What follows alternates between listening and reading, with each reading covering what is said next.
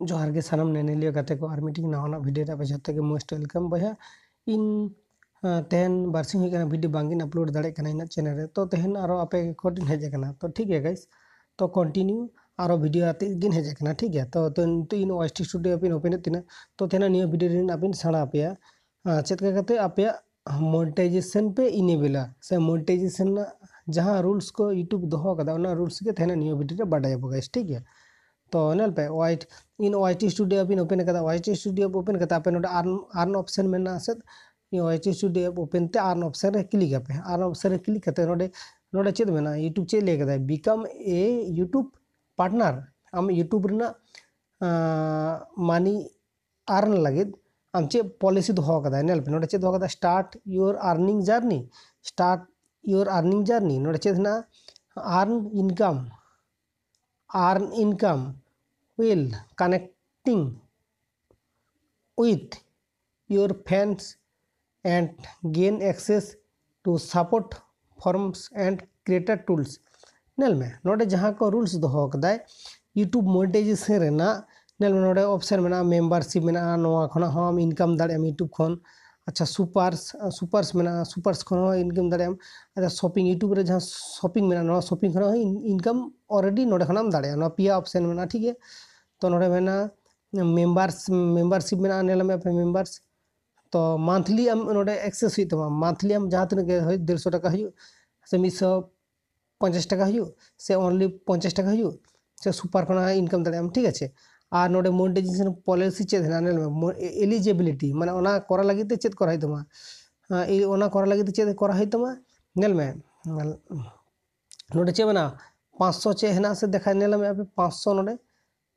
500 और नोडे 3 नेल पे नोडे मीटिंग लिया पे करूँ नोडे आमा चैनल रे जुदी आम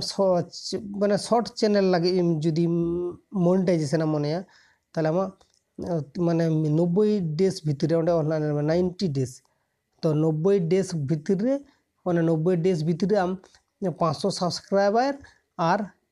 90 डेज भितर रे आम पिया वीडियो यूट्यूब रे आमा चैनल रे अपलोड हुई तमा बुझ दाड़े कना तो ओना तो शॉर्ट चैनल लगिद और चेद ले कदा शॉर्ट चैनल लगिद और ले कदाय और जुदी आम शॉर्ट चैनल लगिद और जुदी आम शॉर्ट चैनल लगिद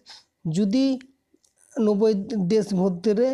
ओनामा हुई तमा और मीटिंग दोहो कदा 30 लाख माने ओना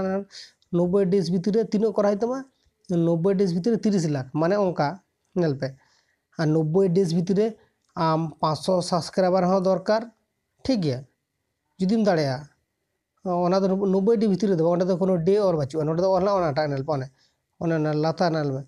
आम जुदी मी बछर मध्य 500 सब्सक्राइबर कम हैं और जुदी 3000 घंटा वॉच टाइम कमप्लीट आम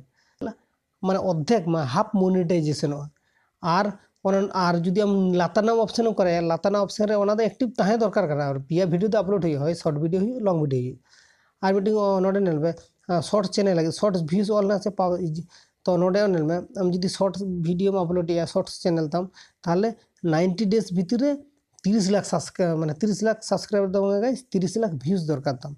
तो ना माने ओनली 90 डे माने पे चाँदो भितर आम 30 लाख व्यूज दरकार ताहले आम मोनेटाइजेशन लगिद अप्लाई दाड़े ठीक है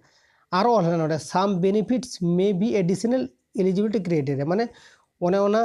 पूर्ण लखाने नोआ ऑप्शन मोनेटाइजेशन दो फुल दो बांग इनेबल ठीक गया किंतु फुल दो अर्निंग बांध दाड़े फुल अर्निंग लगित ते आम नोडे करा तमा आम फुल करा लगित ते टू स्टेप वेरिफिकेशन में करा तम गया बाहा मोनेटाइजेशन के एप्लीकेशन बांग ऑन दाड़े तो ओना मा करा तमा ओना साथे चेत करा तमा ओना साथे नेल में मोनेटाइजेशन और मीटिंग रूल्स मेना तो मोनेटाइजेशन लगे और मीटिंग रूल्स मेना नोडे माने मी बछर मध्य 1000 सब्सक्राइबर और 4000 घंटा वॉच टाइम और बांखान तो आम 90 डेज भितर रे 100 लाख सब्सक्राइबर माने 100 लाख व्यूज आमा दरकार तमा चैनल रे माने बुझे दाड़े कना 1000 सब्सक्राइबर मी बछर मध्य 4000 घंटा वॉच टाइम और 90 डेज भितर रे पे चाँदो भितर रे 100 लाख व्यूज ताहे लखाने आमा चैनल रे ताहले मोनेटाइजेशन लगिद अप्लाई दाड़े